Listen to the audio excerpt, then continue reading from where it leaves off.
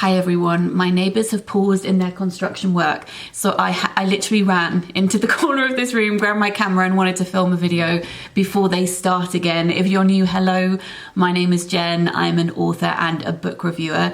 Today I finished writing my book proposal and extract for what will either be my 11th or 12th book, depending on publishing schedules, which should be coming out next autumn. So I thought, as I was thinking about my own future books, I would like to sit down and do another most anticipated book releases video. I make these occasionally and look through publisher catalogues and look at the press releases that have landed in my inbox to see which books I'm most excited about that I would like to share with you.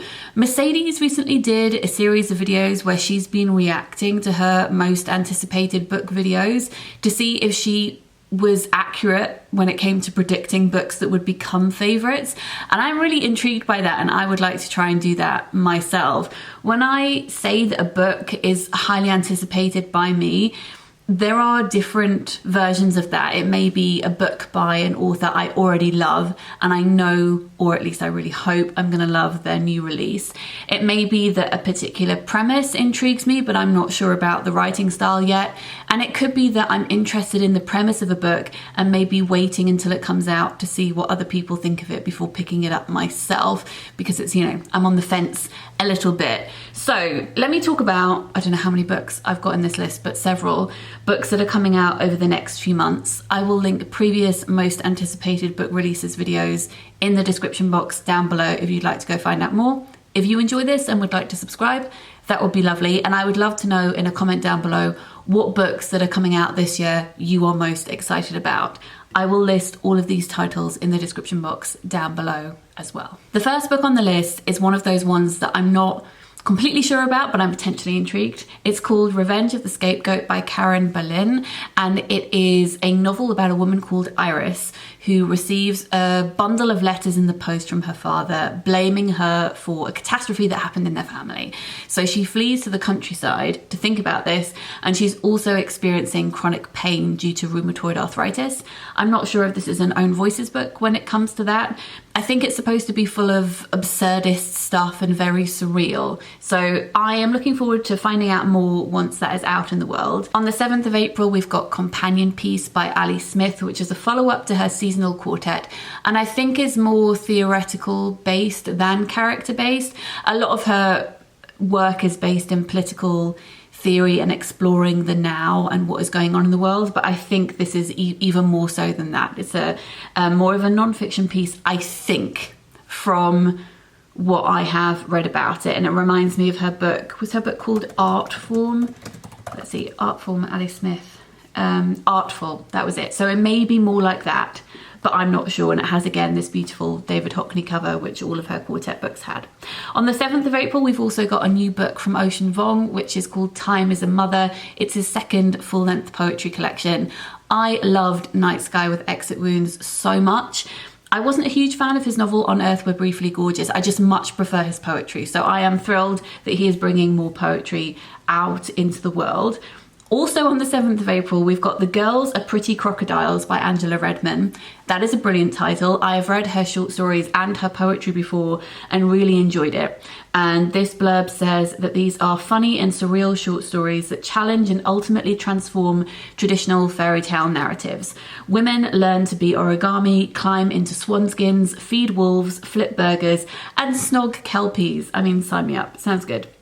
Then on the 12th of April, we've got a book coming out. I'm not sure if I will read it and love it because I don't tend to read much YA, but I am thrilled that this is a book that exists, and I wanted to mention it for anyone who would like to pick this up. So it's called One for All by Lillie Lainoff, and it's a retelling, gender-flipped version of The Three Musketeers, told by a disabled author, and the main character is also disabled herself, and the author does fencing. And I just love that she's a disabled author who does fencing and has written this gender flipped version of The Three Musketeers with a disabled main character. It sounds great. I mean, I may pick it up even though I don't tend to read YA and see what I think.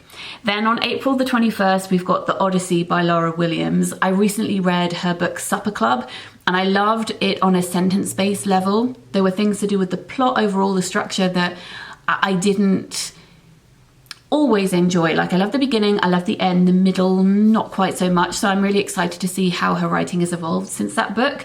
So it's about a woman called Ingrid who works on a luxury cruise liner.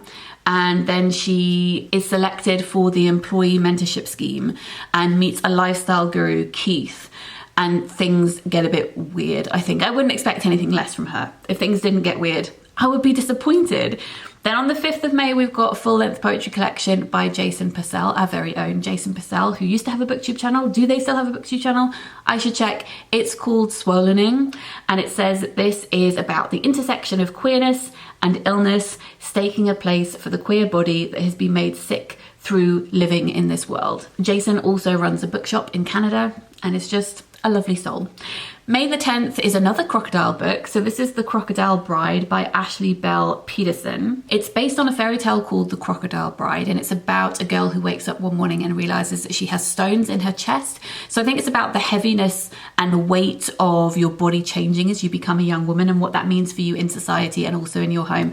I have a feeling it's probably going to deal with quite difficult things, but through the magical realism lens, which I always enjoy, or mostly enjoy anyway.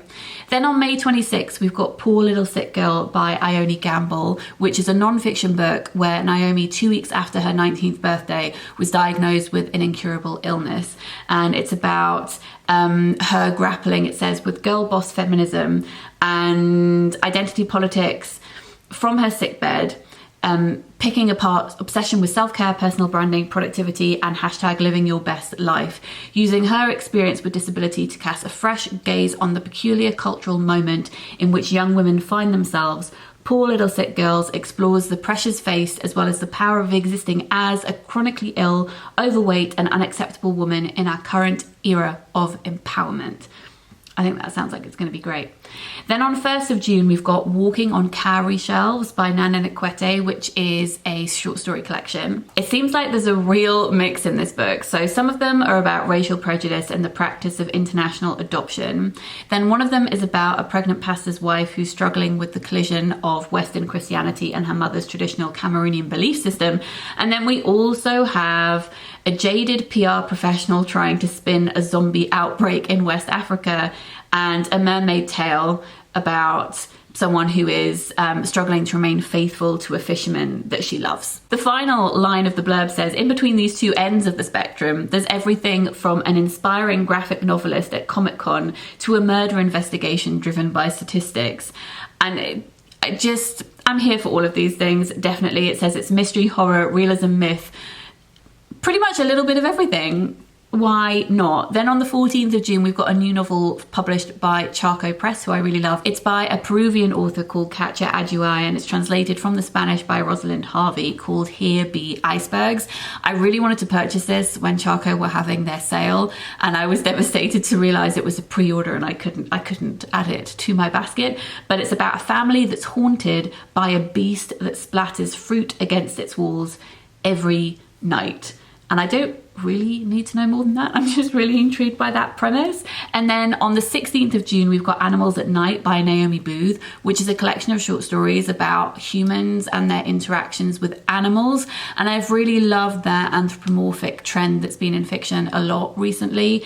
So this, I think, is kind of taking that, but maybe more buried in the natural world. It says a grieving widow encounters an injured jellyfish, a young woman can't shake the image of a dying hare, and a dairy farmer hears her herd bellow with fear at night.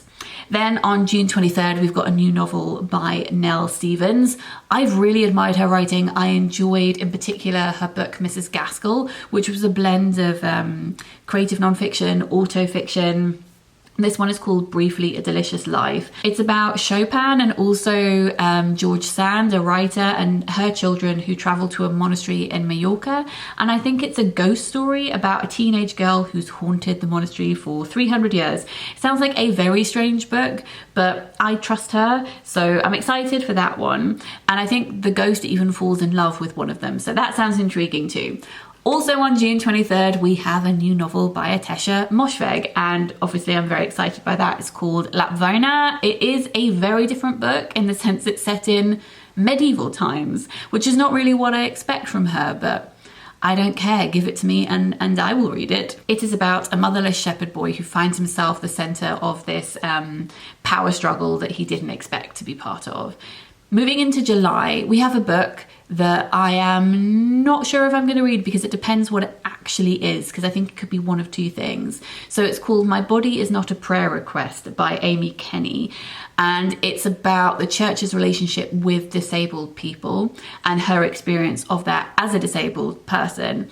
And I used to go to church when I was younger. I am a disabled person. I've always been really interested in the way that religion and church interact with disability. I think there is so much to discuss there, but I'm not sure if this is a personal essay collection talking about her experience and other disabled people's experiences, or if it's like a handbook telling the church what they should be doing differently to accommodate disabled people.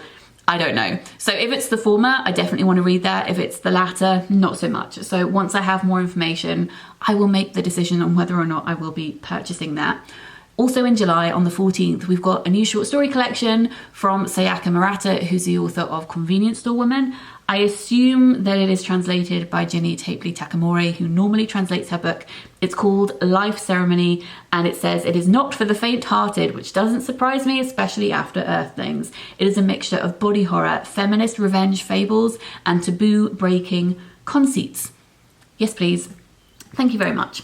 In September, we've got a new Nicci French book, because we always get a new Nicci French book in September, which is lovely. This one is called The Favour, and all I know about it is that it is about two people who did something when they were younger, and one of them requested that they didn't tell anyone about it, or basically someone owes somebody else a massive favour for some reason. And then later on in life, they call them up and say, look, I've done a really bad thing and you need to help me. I am calling in on this favour. And I think that's a really fascinating premise. Then on the 6th of September, we've got Year of the Tiger, An Activist's Life by Alice Wong. Alice Wong is the person who edited Disability Visibility and runs the Disability Visibility Project. It says that it is drawing on a collection of original essays, previously published work, conversations, graphics, photos, commissioned art by disabled and Asian American artists, and more. So I think it's kind of a scrapbook of her life, and she traces her origins, tells her story, and creates a space for disabled people to be in conversation with one another and the world. It says that this is a book that will be filled with big cat energy, which I love. Also that month, we have a second poetry collection by Chen, and their poetry is really great. I actually haven't read all of their first collection yet. I've been slowly making my way through it, but this second one has an amazing title. It's called Your Emergency Contact Has Experienced an Emergency, and I don't know, it really tickles me. I really enjoy that title a lot.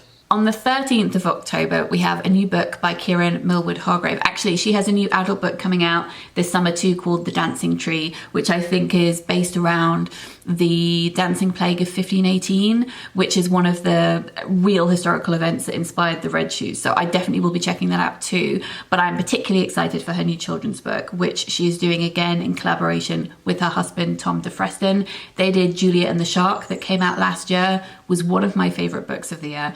And this year they're bringing out a book called Layla and the Blue Fox. It says it's based on the true story of an Arctic fox that walked from Norway to Canada in 76 days, which is a distance of 2,000 miles. And it's about migration and family. It's about Fox, who's doing this journey, but also Layla, who's embarking on a journey of her own, finding her way to the mother who left her. So I'm ready to have my heart smashed to pieces by that. Thank you very much, Caren and Tom.